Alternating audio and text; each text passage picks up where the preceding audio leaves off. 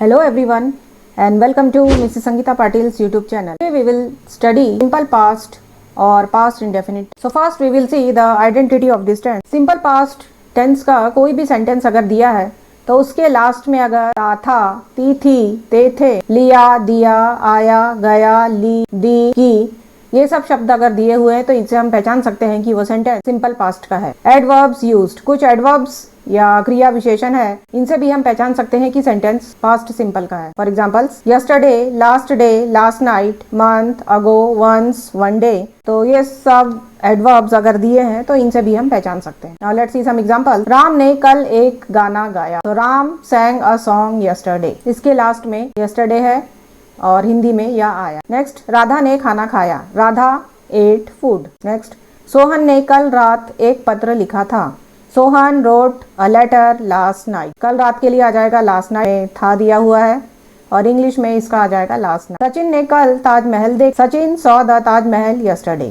तो बीते हुए कल के लिए yesterday आ जाएगा। तो yesterday, last night इन वर्ड से हम पहचान सकते हैं कि ये पास्ट टेंस है और हिंदी में या, था, देखा, ये ऐसे शब्द। Now use, what is the use of this tense? To express a past event or past action। किसी कार्य का भूतकाल में पूर्ण होना। तो ऐसा कोई कार्य है जो भूतकाल में पूर्ण हुआ तो उस कार्य को हम पास्ट सिंपल टेंस में बताते हैं। For example, I met him yesterday। मैं उससे कल मिला। Next, to express a past habit, भूतकाल की आदत। भूतकाल की अगर हमारी कोई आदत है तो उस आदत को बताने के लिए भी हम सिंपल पास्ट टेंस का यूज करेंगे।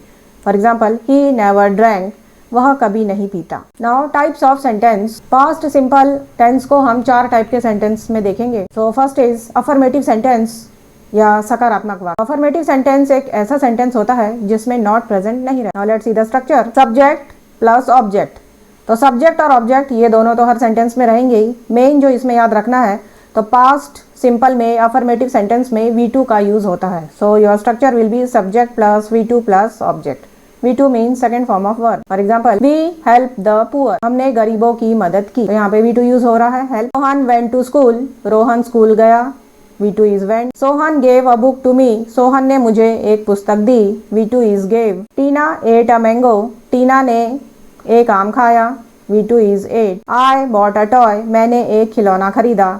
And here V2 is bought। ये सभी सेंटेंस अफर्मेटिव सेंटेंस के एग्जाम्पल है और इसमें सिंपल V2 यूज होता है। Examples are help, went, gave, ate and bought। Now second type of sentence, negative sentence या नकारात्मक वाक्य। ऐसे सेंटेंस में नॉट प्रेजेंट रहता है। Now let's see the structure. Subject और ऑब्जेक्ट तो इसमें रहेगा ही। इंपॉर्टेंट इज जो ऑक्सिलरी वर्ब उसमें यूज होती है वो है डिड और इसके साथ लग जाएगा नॉट। सो डिड नॉट, और जब डिड नॉट हम यूज करते हैं तो डिड नॉट के साथ हमेशा वर्ब का फर्स्ट फॉर्म ही यूज होता है। यहाँ हमेशा याद रखना है कि यहाँ V2 नहीं आएगा, डिड नॉट के साथ हमेशा V1 ही आता है। Now let's see the examples. We did not help the poor, हमने गरीबों की मदद नहीं की। अब हेल्प की जगह हमने यहाँ पे कर दी है हेल्प और इसके पहले लग जाएगा डिड नॉट, तो ये सेंटेंस नेगेटिव में चेंज हो जाएगा। Rohan did not go to school, Rohan school नहीं गया। Sohan did not give a book to me, Sohan ने मुझे एक पुस्तक नहीं दी। Tina did not eat a mango, टीना ने एक आम नहीं खाया। I did not buy a toy, मैंने एक खिलौना नहीं खरीदा।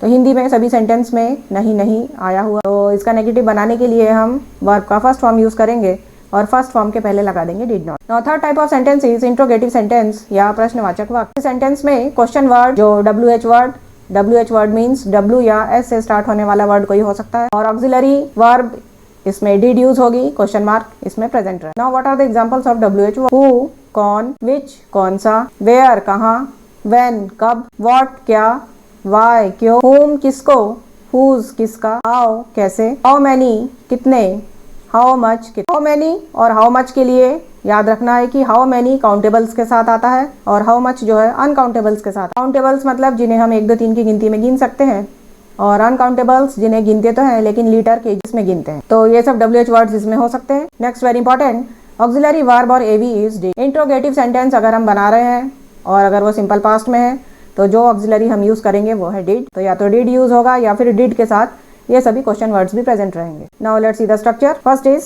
Did plus subject plus V1 plus object plus question mark. Subject object तो रहेगा ही, जब डिड यूज करेंगे तो वर्ब का फर्स्ट फॉर्म यूज होगा और डिड यहाँ शुरू में आ जाएगा। और अगर इसमें क्वेश्चन वर्ड भी दिया हुआ है तो क्वेश्चन वर्ड के साथ डिड लग जाएगा और सब्जेक्ट ऑब्जेक्ट तो इसमें रहेगा ही, क्वेश्चन मार्क लगाना ही है, और वर्ब का फर्स्ट फॉर्म इसमें यूज़ होता है। तो ये हमेशा याद रखना है कि डिड जब भी हम यूज़ करेंगे तो वर्ब का हमेशा फर्स्ट फॉर्म यूज़ होगा। और क्वेश्चन या तो डिड से बना सकते हैं या फिर डिड के साथ WH वर्ड भी लगा हो सकता है। Now let's see the example. Did we help the poor, क्या हमने गरीबों की मदद की। डिड यहाँ शुरू में आ गया और ये V1। Did Rohan go to school, क्या रोहन स्कूल गया। Did Sohan give a book to me, क्या सोहन ने मुझे एक पुस्तक दी। Did Tina eat a mango, क्या टीना ने एक आम खाया। Did I buy a toy, क्या मैंने एक खिलौना खरीदा। ये सभी सेंटेंस में वर्ब का फर्स्ट फॉर्म यूज हो रहा है और स्टार्टिंग में डिड आया है। तो इस तरीके से हम सिंपल पास्ट टेंस में क्वेश्चन बना सकते हैं। The next type of sentence is interrogative and negative sentence. Interrogative sentence में अगर नॉट भी लगा हुआ है तो उसे इंट्रोगेटिव एंड नेगेटिव सेंटेंस कहा जाता है, मीन्स प्रश्नवाचक और नकारात्मक वाक्य। तो क्वेश्चन वर्ड, WH वर्ड या ऑक्सिलरी वर्ब इसमें रहेगा ही, साथ में नॉट भी अलग से प्रेजेंट रहेगा और क्वेश्चन मार्क इसमें रहेगा। Let's see the structure. Did plus subject, V1 plus object plus question mark, इतना तो हमारा इंट्रोगेटिव सेंटेंस है ही। और यहाँ सब्जेक्ट के बाद अगर नॉट लग जाता है तो ये हो जाएगा इंट्रोगेटिव नेगेटिव। और डिड के साथ अगर क्वेश्चन वर्ड लगा है तो डिड के साथ यहाँ क्वेश्चन वर्ड लगा देंगे और सब्जेक्ट के बाद यहाँ पर नॉट लगा देंगे, फिर V1 ऑब्जेक्ट और क्वेश्चन। तो स्ट्रक्चर इसका सेम ही रहेगा, बस सब्जेक्ट के बाद यहाँ पर नॉट लग जाएगा, बाकी स्ट्रक्चर सेम ही रहेगा। जैसा इंट्रोगेटिव सेंटेंस का रहता है वैसा ही इंट्रोगेटिव एंड नेगेटिव का भी रहेगा, बस सब्जेक्ट के बाद इसमें नॉट लग जाता है। Now let's see the summary. I सैंग a song, मैंने एक गाना गाया। ये अफर्मेटिव सेंटेंस का जब नेगेटिव बनाएंगे तो सैंग से पहले यहाँ लगा देंगे डिड नॉट, और जब डिड नॉट लगाएंगे तो सैंग का कर देंगे sing. So I did not sing a song, मैंने एक गाना नहीं गाया, ये इसका नेगेटिव बन जाएगा। इसका क्वेश्चन बनाना है तो ये पॉजिटिव सेंटेंस का क्वेश्चन बनाना है तो ये डिड को इधर सामने ला लेंगे, डिड आई सैंग की जगह हो जाएगा sing a song. Did I sing a song, क्या मैंने एक गाना गाया, ये पॉजिटिव सेंटेंस का इंट्रोगेटिव हो गया। अब ये जो नेगेटिव सेंटेंस दिया है इसका अगर क्वेश्चन बनाना है या इंट्रोगेटिव बनाना है तो इसमें भी डिड को सामने ला लेंगे, ये डिड सामने आ जाएगा। सो डिड आई, सब्जेक्ट के बाद लग जाएगा नॉट, फिर V1 और ऑब्जेक्ट।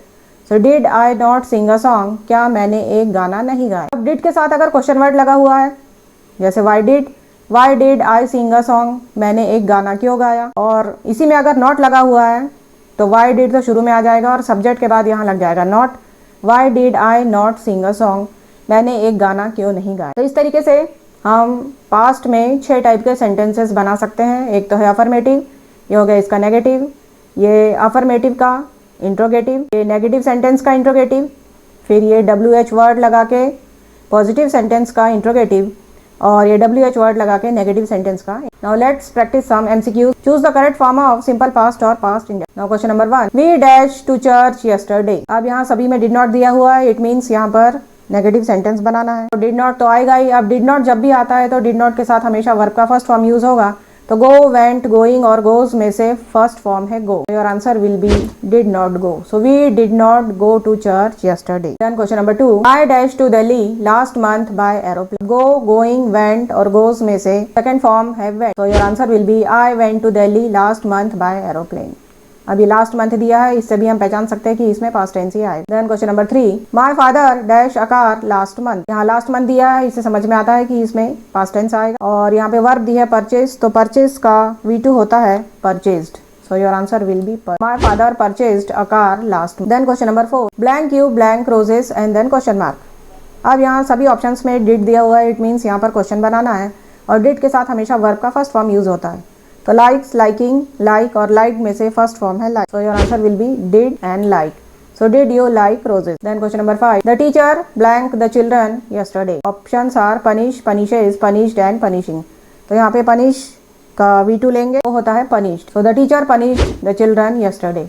यस्टरडे से भी समझ में आता है कि यहाँ पर पास्ट टेंस ही यूज हो। Then question number 6, Roshan blank a picture last night. तो अब यहाँ पे दी है paint, paints, painted and painting. तो इन चारों में से जो पास्ट टेंस है वो है पेंटेड। तो your answer will be Roshan painted a picture last night. Then question number 7, children blank cricket. अभी में डिड नॉट दिया हुआ है, इट मीन्स यहाँ पे नेगेटिव सेंटेंस बनाना है। डिड नॉट भी जब भी लगाएंगे तो वर्ब का हमेशा फर्स्ट फॉर्म यूज होता है। तो प्ले, प्लेड और प्लेज, प्लेइंग, ये चारों में से फर्स्ट फॉर्म है play. So your answer will B did not play. So children did not play cricket. Question number 8, once I dash tennis. Options are plays, play, playing and played. अब ये चारों options में से second form है played. So your answer will be once I played tennis. Then question number 9. My brother never dash. Options are swim, swim, swimming and swam. अब ये past के बारे में बता रहे हैं कि मेरे भाई ने कभी तैरा. So your answer will be swam. So my brother never swam. Then question number 10. Blank you blank a tiger yesterday. यहाँ पे क्वेश्चन वर्ड्स दिए हुए हैं, क्वेश्चन मार्क भी लगा हुआ है. इट मीन्स इसमें इंटरोगेटिव सेंटेंस बनाना है. तो यहाँ पर yesterday दिया है, तो यहाँ से समझ में आता है कि ये पास्ट टेंस एग्जाम्पल है. तो शुरू में आ जाएगा डिड, और डिड जब भी लगाते हैं तो उसके साथ वर्ब का फर्स्ट फॉर्म यूज होता है. सो डिड और see. Did you see a tiger yesterday? So I am sure that you have understood this tense very well. Now we will meet in the next video with a new tense. Till then, keep smiling and watching and supporting my channel. Thank you and have a nice day.